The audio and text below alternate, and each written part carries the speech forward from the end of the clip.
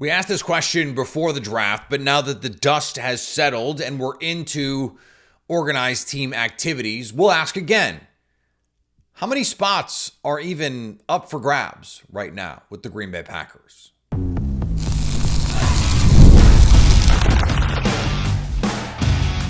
You are Locked On Packers, your daily Green Bay Packers podcast. Part of the Locked On Podcast Network, your team every day. You are Locked On Packers, part of the Locked On Podcast Network, your team every day. I'm Peter Bukowski, and I cover the Packers for The Leap, a newsletter I would love for you to subscribe to. Follow me on Twitter, Peter_Bukowski. Follow the podcast on Twitter, Locked On Packers. Like us on Facebook, subscribe to the podcast to iTunes, Spotify, Google Podcasts, wherever you find podcasts. You will find Locked On Packers, the #1 Packers podcast on the internet. And the show for fans who know what happened, they want to know why and how, thanks to everyone who makes Locked On Packers their first listen every day. We hope you like starting your day with us as much as we like starting our day with you. What is actually at stake here? How many spots are actually up for grabs? And when we went back and we looked at some weak spots, the draft happens, a lot changes. We get a better understanding of where the Packers see the roster, where the Packers see their players at particular positions. And so when we went back and we looked at needs, and this is why I wanted to do this, we landed on, in terms of value, corner. Well, there's not really much on the line here because it's either going to be Eric Stokes or Carrington Valentine as the boundary corner opposite Jair Alexander. It doesn't, at least for the moment, seem like in true nickel there's any sort of competition. Javon Bullard is potentially part of a competition to play big nickel in the slot.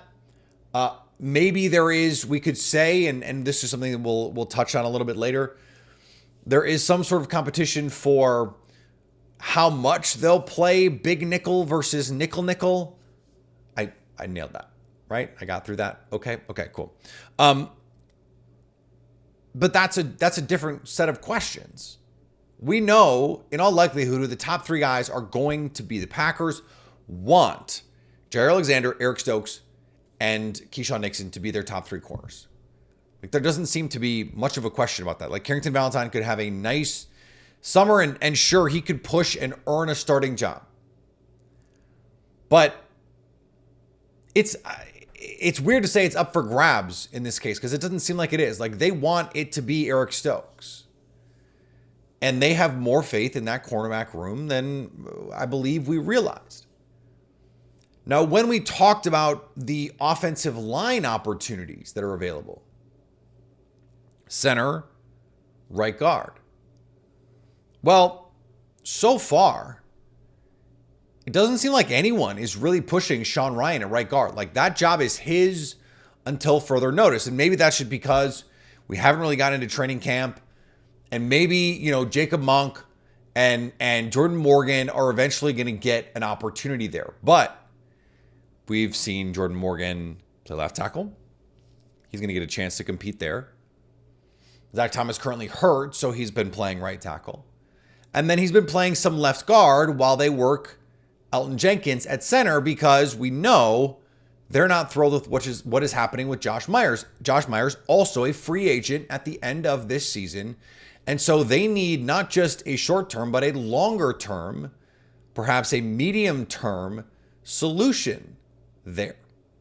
Maybe it is Elgton Jenkins. We've talked about Zach Tom as a potential, all-pro center in the reporting that Rob Demovsky put together, and then Tom Silverstein put together some competing reporting that essentially intimated the exact opposite, that they feel like they're really set with Tom at tackle. Publicly, they seem to think that Zach Tom is their tackle. So I don't know that there is a guard battle at right guard. There is a potential guard battle at left guard, but only insofar as it is Elgton Jenkins going to be a guard or a center? It's going to be whatever position they feel like they can put together their best five with. Like if Jordan Morgan plays really well, they might decide, hey, look, play him at left guard and put Josh Myers on the bench. Elgton Jenkins can play center. We know that. We've seen it. It's possible that they'll do that, but it doesn't feel like a competition the same way. Like Rasheed Walker they're fine with him playing left tackle. So that makes this a little bit different. Linebacker is the place where this starts to get interesting. Quay Walker and Isaiah McDuffie are the incumbents. They picked 2 linebackers. One of those guys is probably not going to be the 16-game starter. Now, maybe they are the starter, in week 1. I doubt that lasts a full season. Edgerrin Cooper is going to play too well. He's going to flash too much. And the players that they have are just frankly not good enough for this to end any other way than Edgerrin Cooper eventually taking one of those spots. The question really is, how many linebacker spots are up for grabs? Is it just Quay Walker and whoever else can grab a spot? Or is Tyron Hopper going to get a real chance to play? And if he does, where does the other player play? Where does he play? This is the competition that really is the most a true competition, where we're like, there's 4 guys, there's 2 spots really. They will play some true linebacker in terms of true base 4-3 with 3 guys on the field. I don't think it would be very much. But linebacker is certainly a spot where they are really, really competing for something. And then safety. It's Xavier McKinney for sure. And then it's been Xavier McKinney and Anthony Johnson Jr. It's been Xavier McKinney and Javon Bullard, Xavier McKinney and Evan Williams bottled and bond. That is the other one. So when we looked at the needs,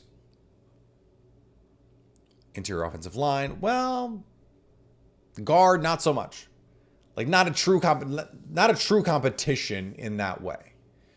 It's like, is the combination on the left side the right combination? But it could be the same as it was last year. No problem. Like Elgton Jenkins is an all-pro caliber kind of left guard. And Rasheed Walker certainly is the kind of player who can win a starting job. No problem. Like that's not the same sort of issue. It's linebacker and it's safety. And that's, in terms of like starting, that's really it except kicker. And we touched on this yesterday when we talked about Anders Carlson and his response and his lineage and his family history, and Daniel Carlson, his brother, and his ability to recover from a disastrous start to his NFL career in Minnesota. He goes to Las Vegas, where's Bisaccia, and becomes an all-pro caliber player. That means, I mean, I guess we could add long snapper in here. I don't think you want me to like spend 5 minutes breaking down the long snapper competition. If you want that, we talked to Jason Hirschhorn about it back when we did our UDFA prospectus. But there is a question of best 5. So there is some sort of offensive line competition. It's hard to really put it in terms that make sense, because it's like, okay, if Jordan Morgan plays awesome at left tackle, is that enough? Because what they really want to do is replace Josh Myers. So would you just play him at left guard? That's the thing, is all the signs right now are pointing to what they want to do is they want to figure out how they can move off of Josh Myers at center. That's where they are right now. Is it Jacob Monk and you just do a 1-for-1? Is it Elgton Jenkins and then you got to move Jordan Morgan and he's going to play left guard? Does that work? If that works, great, do that. Is Jordan Morgan just so good you have to play him at left tackle? Or do you want to play him at right tackle and then move him inside? to me, from a spirit of this question, and it's my question, so right, I get to make it whatever I want. But the spirit of the exercise that I was trying to engage in is, where is the competition? Jordan Morgan is not competing with Elton Jenkins for the left guard spot. That's going to be about where Elton Jenkins is best. Jordan Morgan is competing with Rasheed Walker in a way for that left tackle spot, but I kind of don't think he is. Like, if Jordan Morgan is really good at left tackle, I think what they will do is they'll play him at left guard until further notice. The spots are safety, their linebacker, their kicker, fine, their long snapper.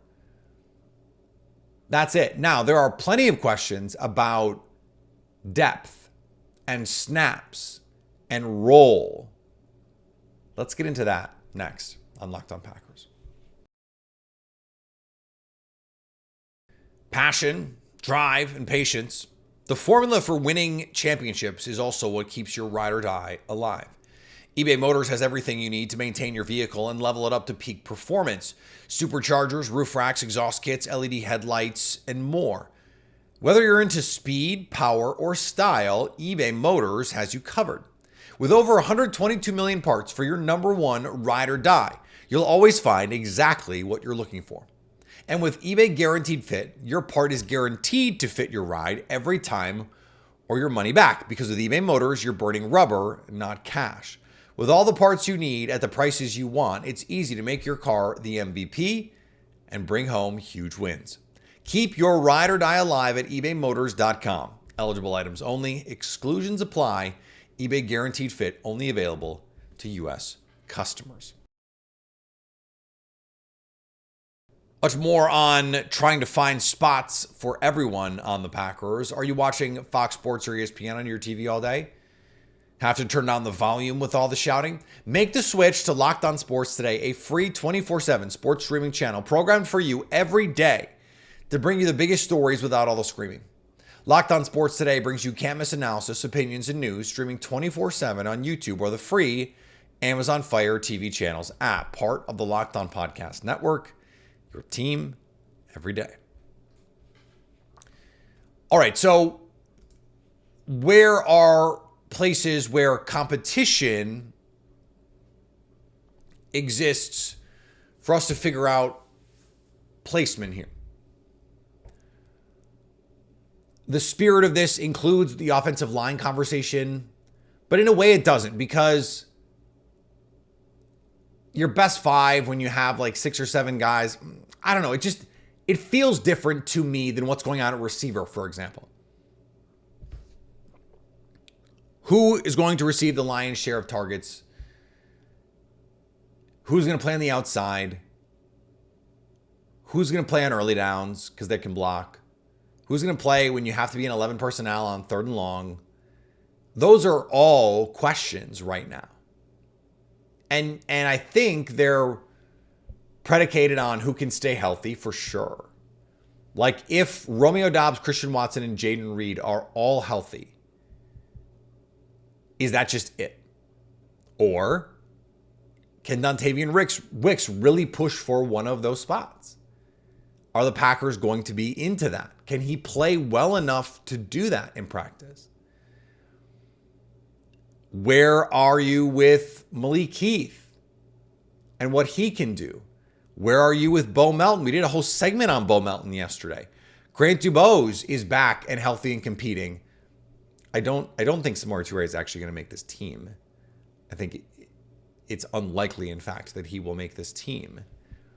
But so role, that stuff is all very much up for grabs with this receiver room. I don't know that the starting jobs are up for grabs in the same way, but certainly pecking order and touches in the running back room. I mean, Josh Jacobs is the starter. They paid him to be the starter. Beyond that, it's all questions. How many carries is he going to get? What percentage of the total carries is he going to get? Is he an early downs only guy, and then you have Marshawn Lloyd? How many early downs do you want A.J. Dillon on the field? Is Josh Jacobs going to play consistently on 3rd down? We don't know. We don't even know a little. Like, this is a very different backfield than what we're used to seeing in Green Bay, where it's been, at the very least, some combination of Aaron Jones and A.J. Dillon, essentially since A.J. Dillon was drafted back in 2020. So 4 years of that, Jamal Williams cycling in, and there's been some other guys involved, but it's been those two guys. Well, Aaron Jones is out. You bring in Josh Jacobs. But at this point in his career, I know he's 2 years younger than Aaron Jones was, but is he going to get a full workload the way that Aaron Jones rarely did? They seem to love Marshawn Lloyd. Is he going to be a third down only guy? Is he going to get design touches? Is he going to be in the screen game? Are they going to trust him in pass protection? There are a lot of questions at that running back spot. I think less at tight end. Like, Luke Musgrave was starting last year. Tucker Kraft was still acclimating to the NFL. I know Tucker Kraft had some nice games when Luke Musgrave was hurt, but they were trying to feed Luke Musgrave. Like, Musgrave is the guy. There's going to be plenty of 12 personnel in this offense with these two tight ends. There's going to be plenty of opportunities for both of them to be on the field to get targets. But I think the pecking order there is pretty well established. On defense, linebacker safety. Now, the safety question leads to this big nickel question that I mentioned earlier. So, is it the case that, hey, if they like Javon Bullard everywhere, and they like one of these other safeties to play deep more, will you play a bunch more big nickel, or is base defense still going to be something that is going on here? Can Javon Bullard push someone like Keyshawn Nixon? I don't think so. I don't think so for now. What he could do instead is the Packers could say, well, big nickel is our base, so 20, 30+% of the time, it's going to be that group instead of a true 4-down, 3 off-ball linebacker personnel grouping. I think that's very much in play. The defensive line rotation is something that I think has to be figured out. But like TJ Slayton, it seems to be the nose tackle. Kenny Clark is going to play much more full-time 3 technique. That means Carl Brooks, Devontae Wyatt, and Kobe Wooden are fighting for those sub-package pass rush opportunities. That's interesting. I think Kobe Wooden's going to play more defensive end. We've heard some of that. I think we could see Carl Brooks in that mold a little bit, early down, base down, especially if we see an injury to Preston Smith or one of those other guys. Something to monitor there. But like that, again, that's it. There isn't really anything else to talk about in terms of the slotting. Like corner, we talked about that at the top. Would they go to a true platoon? I doubt it. Like they're going to take, they haven't been afraid to rotate guys at times. And there may be the case where like Eric Stokes has a bad series and Carrington Valentine gets out there, or Eric Stokes is not 100%. And so they're going to give Carrington Valentine some run, or the other way around. Carrington Valentine wins this job outright. That is an interesting subplot here. But once we get the starters, I don't know that there's going to be that much shenanigans there. Now, it very well could be the case. We've seen Matt LaFleur do this before, where he goes, look, this competition is close enough that we are just going to flat out platoon you. Like Josh Nijman and Rasheed Walker were splitting time after David Bakhtiari went out. Like you get 40% of the snaps, you get 60%. You get 45, you get 55. That would happen until Rasheed Walker won that job. And then when John Rennie Jr. was coming back from injury, him and Sean Ryan split time. When Elton Jenkins first came into the league, he was getting reps to beat out Lane Taylor. And then Lane Taylor got hurt and it became moot. Could the Packers go to that? I don't think they will, because I think Eric Stokes was so clearly going to be the preferred starter. Originally, I think Carrington Valentine would have to be superlative. Not that he's not capable of doing that. But I think this would have to be more about Eric Stokes not being quite at the level. And from all the reports, he is. The team seems to think that he is. So where does that leave them? Are there surprises we could be missing? We'll talk about that next on Locked On Packers.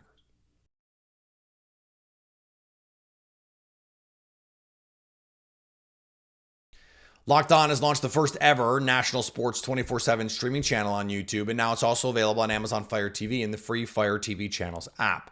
Locked On Sports Today is here for you 24/7, covering the top sports stories of the day with the local experts of Locked On, plus our national shows covering every league. Find Locked On Sports Today now available on the free Fire TV channels app. Every year, there are surprise players, there are surprise cuts, there are surprises. Things we don't see coming. And so that makes trying to predict things we don't see coming a bit strange, right? Because if we see them coming, then they're not things that we don't see coming. But we could say, okay, look, we don't expect this thing to happen, but let's not go crazy if this thing does happen. So this is like the Josh Sitton. It wasn't that crazy if you really followed the tea leaves on that one, that the Packers moved on. Mike Daniels, who was at practice the other day. It seemed hard for me to believe that there was no trade market for him. He immediately got signed, but they ultimately decided, look, we're going to release you. I don't know that there is a player who fits that mold because I don't see the Kenny Clark situation at that point right now. And I think if anything, because of the cap situation now and the extra $10 million that they just got from the Devondre Campbell post June 1 cut, they probably don't have to worry about it. But they would save money moving on from Kenny Clark. That would be pretty wild, but I think more likely if they can't get a long-term deal done, you roll it through this season and then figure it out next year. And if you have to go franchise tag, you do that. This dovetails with the conversation we had earlier this week, and that is, this is such a young roster that the surprise veteran cuts, like they've kind of already happened. It was Aaron Jones. That was the surprise veteran cut. There aren't veterans to cut now. And I suppose you could say Preston Smith, but like, what are you going to see? Like, is there a situation where you go, okay, Lucas Van Ness looks so good that it doesn't even make sense to have Preston Smith on the roster? That seems pretty unlikely to me. And they've reworked this deal a couple different times. And Preston Smith seems to have the command and respect of this locker room that would be pretty surprising, pretty shocking. We talked about Elton Jenkins. Like, he may be the linchpin of major changes coming to this offensive line. That seems pretty unlikely. He's a higher paid player. They're not going to do anything with Jair Alexander, who seems back and locked in. So this is one of the few off seasons, and this is a little bit like what we were talking about with it being such a quiet year. It's hard to even imagine, like, to really twist yourself into knots to try and figure out someone where you go, okay, this beloved Packer could be on the outs, or this veteran stalwart could be a surprise training camp cut. That doesn't really exist unless one of these receivers gets dealt. And I could see that being something we discuss.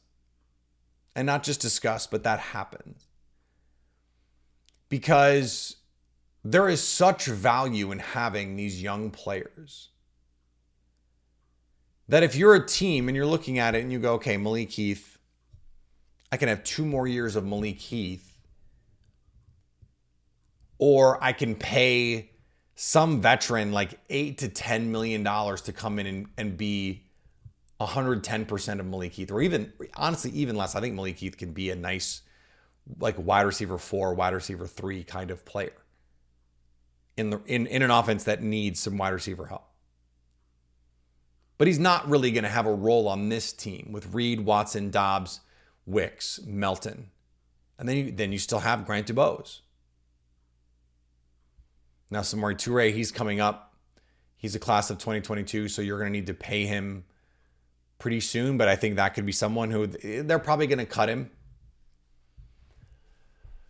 Royce Newman, is he someone who could have some trade value? You know, they've invested in the offensive line, Andre Dillard. You have Jacob Monk, Donovan Jennings. Like if Donovan Jennings, Travis Glover, and Jacob Monk are all going to make this team, then why do you have Royce Newman on the team? Maybe you could get something for him. Teams need interior offensive linemen. The offensive line problem in the NFL. Like teams are struggling right now. Is there a trade for one of these interior defensive linemen? I hesitate to even bring up Kenny Clark, but it is just 1 year on that deal. If you're going to trade for him, you're probably not going to give up a ton of draft capital, so it's probably not worth it to the Packers to do that. But if you're going to do it, that would be the guy. That would be the one surprise. I just don't see it happening. The Packers and Clark's people have apparently talked on extensions. I think the Packers, he's still only 28 years old. There's still good value there. He's still a really good player. And if he's going to play 3-tech and not nose tackle, then it's not necessarily the case that they have no one to play that spot, but they don't have anyone who's as good as Kenny Clark. One of the most underrated players in the NFL. So if we're looking for surprises, it's hard to find them. Even just like really, really working hard, really trying to galaxy brain this because it's such a young team. And then it's like, okay, if you're trading Samori Toure, what value are you really getting? If you're trading Romeo Dobbs, is someone going to, in August, offer you real stuff for that guy? And if you're trading him at the trade deadline, is it because your season has gone sideways? That's not ideal. I don't see that part of it happening. So then what? So this might be the last year that happens because of the way that this roster is constructed. Like I think we go until next year and then these conversations start to get more interesting. You are only a young, super talented team for so long. Your core players, just the way the passage of time works, guys. I didn't invent it. It's just the deal. You have to get older. As a parent, this is something I'm reckoning with every day. Oh my God, my kids are growing up. How is this? How do I deal with this? They're not my little babies anymore. They'll always be my little babies, but you know what I mean. I don't think the Packers really have any of those difficult decisions to make. And that puts them in a really good position in terms of roster building for the upcoming season. All right, back next week as we get you set for training camp, which is just a couple of weeks away. We have a very short break between the practices and the real practices, the real football training camp in earnest. The NFL season is going to be here before you know it. Follow me on Twitter, Peter_Bukowski. Follow the podcast on Twitter, Locked On Packers. Like us on Facebook. Wherever you get podcasts, go subscribe. And of course on YouTube, so you can stay Locked On Packers.